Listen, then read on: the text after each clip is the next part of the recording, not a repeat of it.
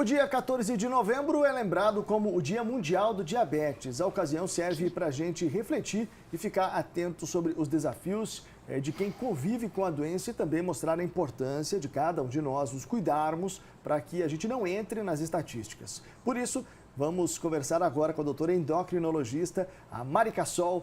Boa tarde, doutora. Seja bem-vindo mais uma vez. Boa tarde, obrigada. E parabéns por abrirem esse espaço para a gente falar desse tema tão importante. Importante, né? E tem muito a ver também com a nossa alimentação diária, né? Muita gente não se dá conta disso.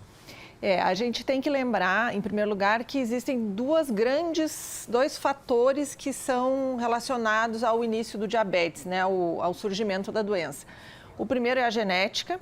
Então, se a gente tem alguém na família, um avô, um pai, um irmão, alguém com diabetes, a gente já tem que lembrar dessa possibilidade.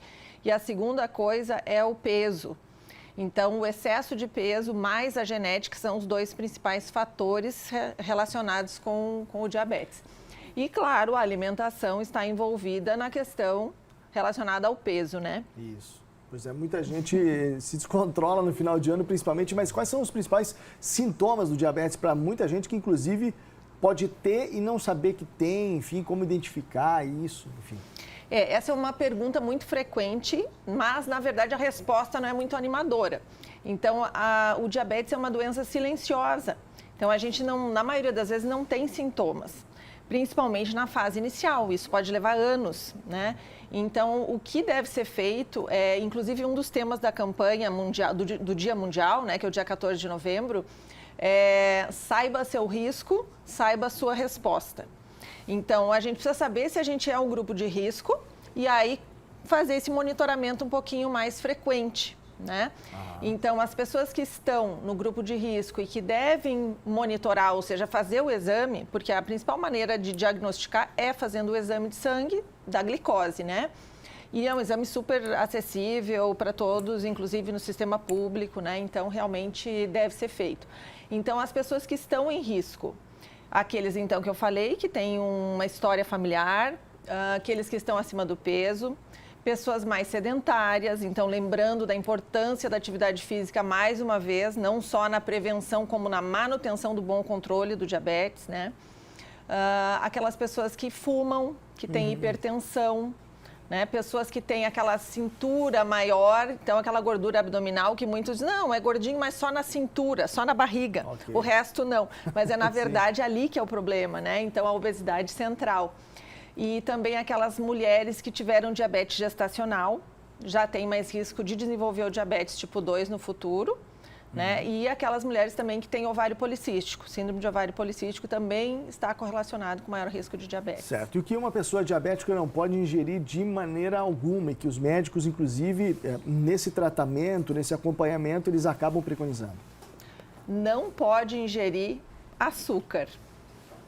Então, assim, nem o açúcar branco, nem o açúcar mascavo, nem o mel, né? Essas coisas que são ricas em carboidratos simples, né? Que a gente fala, ou coisas que já vêm adoçadas, né? Alimentos que já vêm com açúcar, sucos industrializados que já vêm com açúcar. Então, realmente, o principal alimento que deve ser evitado nas pessoas que têm diabetes, não para prevenção, porque a prevenção é com o peso saudável e com atividade física, né? Mas naquelas pessoas que têm diabetes realmente, e por incrível que pareça, a gente vê todo dia no consultório as pessoas dizendo, não, eu como ainda um pouquinho, né? É aquela coisa que parece que só um pouquinho não vai fazer diferença, mas faz, ele dificulta bastante. O doce, ele dificulta muito o controle dos picos de glicose. Então, apesar da pessoa estar usando medicação e tratando, quando ela ingere o doce, a medicação ela não consegue, muitas vezes, fazer aquele trabalho para baixar aquele pico glicêmico, né? Então, além do doce, claro, tem outros alimentos que a gente tem que cuidar, os carboidratos em geral, algumas frutas que têm também mais alto índice glicêmico, mas, em geral, o principal, a resposta é essa. A gente vai ter um evento, né? Inclusive nessa semana, se der tudo certo com a questão do tempo. Tem o Círculo Azul, que a gente estava que é uma campanha, né, que está correndo, olha só. Explica pra gente o que significa isso. Bom, então esse círculo é o símbolo Unidos pelo Diabetes. Ele foi criado em 1991, quando foi criado o Dia mundial do diabetes. Inclusive, o Novembro Azul era do diabetes. Era do diabetes. E acabou agora sendo ampliado para a saúde do homem, mas ainda é o Novembro Diabetes Azul.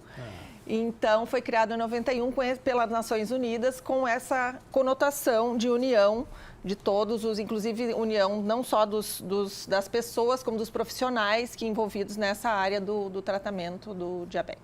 Legal. Obrigado, doutora, pelas informações, né? Bem esclarecedoras, inclusive. Obrigada também.